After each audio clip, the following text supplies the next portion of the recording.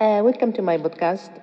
Today I'm going to talk about another common case that you can face either in the clinical setting or an emergency in anywhere, especially nowadays. People now are breeding all sorts of pets in their home, starting from dogs, cats, anything you can think of. So I just read an article about bites and thought to share what I read in order to give you the knowledge that you might apply in your clinical setting. So it's basically what's the order of bites that a human can endure. So it's basically starts with dogs, cats, a human, and then the rest of the other, whatever you can name it, bites. And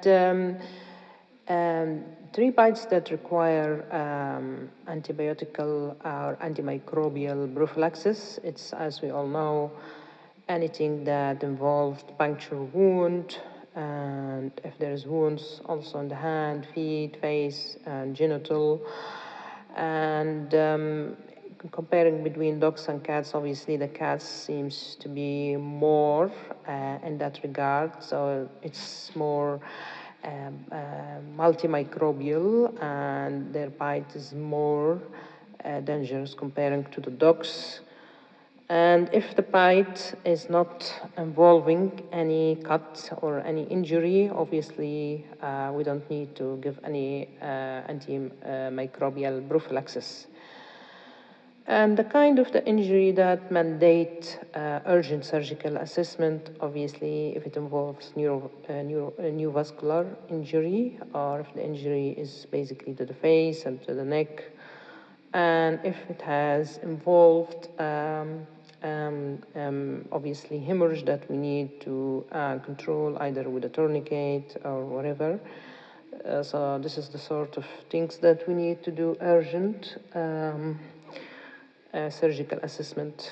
I remember reading in some of the news in the few past months that sometimes, especially nowadays, you can see a lot of people seems to fancy those sausage dogs, which they come in all forms of colors, pattern. Some they are very fluffy, some they are smoothless, and some they are having this kind of dotty thing. So there is a lot of entrance seems to be lately, especially here in the UK. You can see the sort of dog, and you might think, oh, this is a very small dog, and it's not dangerous. However, it can be. I read an article once that this sort of dog attacked his lady owner, and he bit her cheek, and her cheek obviously has been, bite by that dog, and she ended, of course, in the hospital A&E, and trying to repair that defect or that place where she lost her part of her cheek. So we have to be always mindful and careful. Even if you have a pet, you should be sensible when you treat this pet, because after all, they might have their moment or their, modes like human being.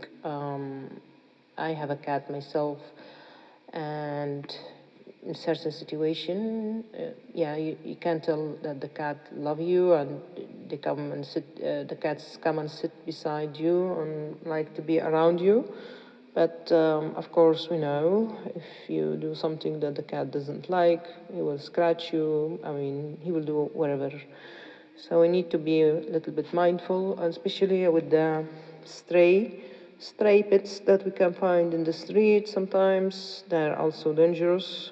Some they are not friendly. I remember once I saw a cat before I was assaulted. So I like to pet their, stroke their heads, and the cat just gave me that clothing with their nails, sharp nails, and I had injury with beside my nail. It was really painful.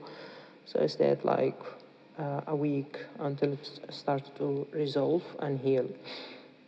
So just that's some of my experience and some of the stories that I had read. And of course, if you have, for instance, like some, they do those kind of huge dogs and big dogs. There has been a lot of story where it attacked some of the owner or a baby, obviously, and the baby, of course, lost their life. So there's a lot of story. So it's just you have to be mindful, and of course depends on the breed of the dog as well.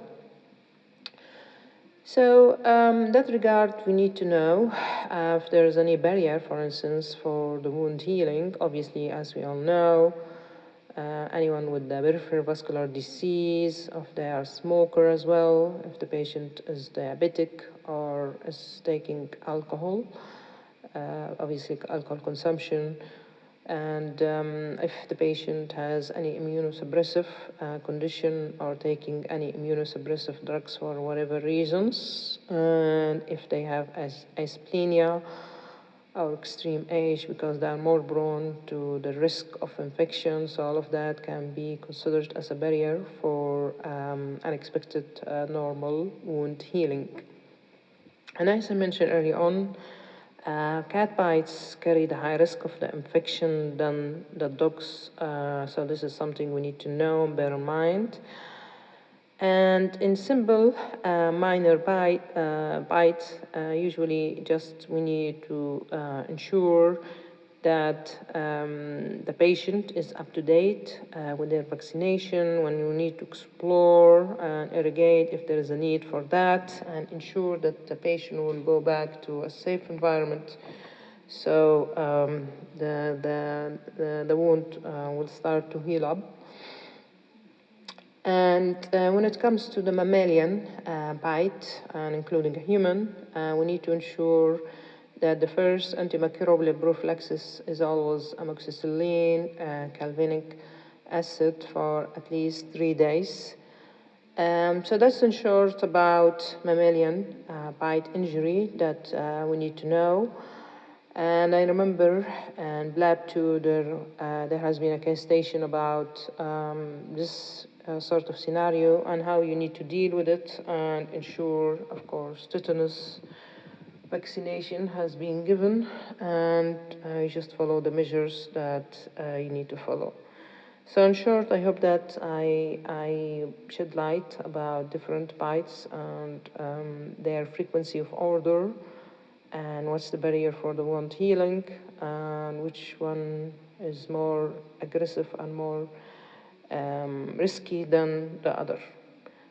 Put me down below in the comment if you come across something like this, and if you have any lived experience, or if you have any experience in whatsoever, and I will get back to you on another podcast. Thank you.